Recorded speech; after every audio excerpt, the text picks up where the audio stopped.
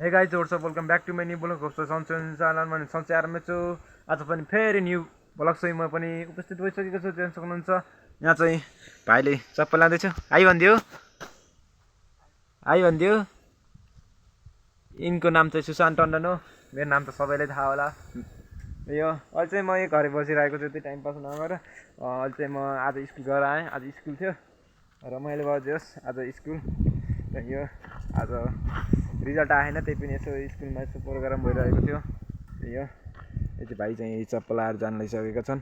म चाहिँ अब एक्लै आज गएर, मम्मी पनि आज बुटोलतिर जानुभएको छ, भाइ पनि, र म यहीँ घर एक्लै बसिरहेको छु। त्यही यो चाहिँ यो देखेको छ नि, यो पुरै मैले काटेको लास्टै बरु भएको थियो क्या। रातिमा अब त्यही यो बाक्साको पनि त्यस्तै हुन्छ के अरे, अहिले काठे छ्याङ तल तल टाक्क देखिन्छ कि, तल पनि देखिन्छ। यो त पुरै बाँसहरू छन्, तलतिर पछि सालुका रुखहरू छन्।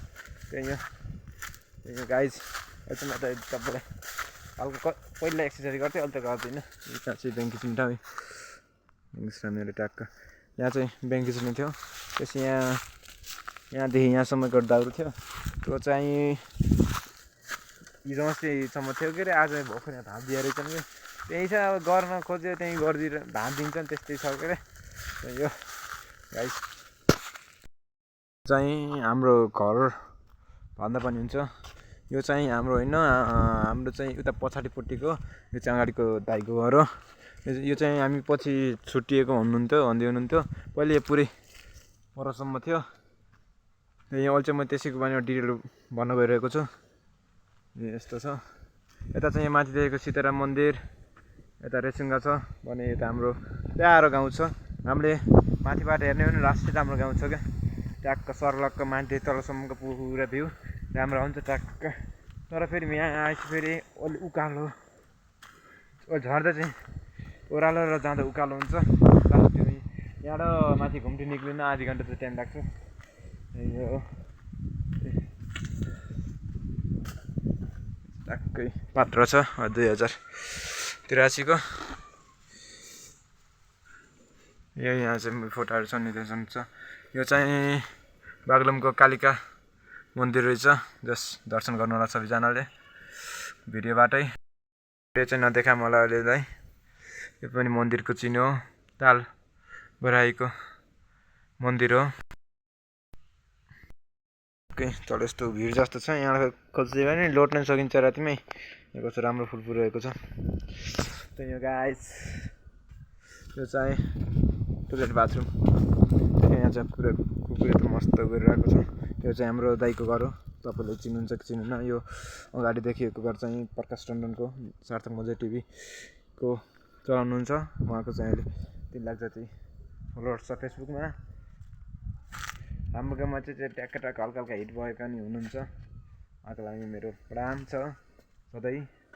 त्यही हो गाइज। अब उता गएर सोपेटामा त हाम्रो बाइक छ ट्याक्कै अहिले अल्छी लाग्छ। हाम्रो घर चाहिँ यस्तो छ ट्याक्क। कतै देख्नु भयो भने ट्याक्क मलाई यसो गर्नुलाई म रोकेर कुराकानी गर्नेछु। यो भन्न चाहन्छु गाइज। अरू त के नै छ, यहाँ घर बसेपछि कन्टिन्यू मिल्दैन, के गरम भइरहेको छ। यो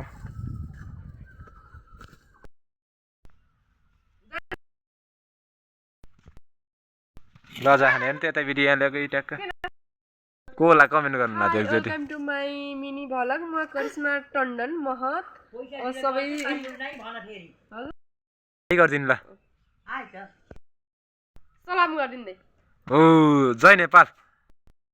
9 वर्ष कि 10 वर्ष कि मोटाउन सकिने।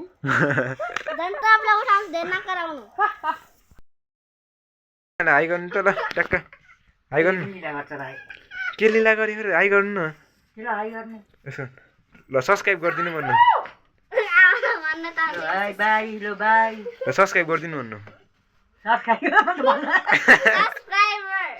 म त भन्न पनि जान्दिनँ जाना। सब्सक्राइब गरिदिनु भन्नु, सब्सक्राइब गर्नु म त भन्न जान्दिनँ कि।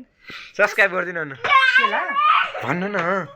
लाइक गरिदिनु भन्नु, नभन्दिनँ ल। मेरो के अरे लाइक खै कस्तो रहेछ हो कि नै? सुशान्त टन्डन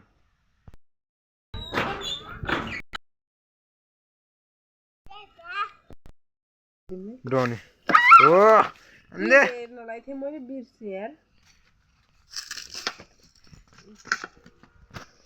ड्रोनी ड्रोन पुर्दिन्छ फेरि मसित चाहिँ डराउँछ त लौर फाल्यो नि हाल्छ फेरि ओए यहाँ लौर देख्नु गाइस लु जतिसम्म डराउँछ मसित फेरि म फेरि डराउनु नि हो नि गाइस 1800 कति हुन्छ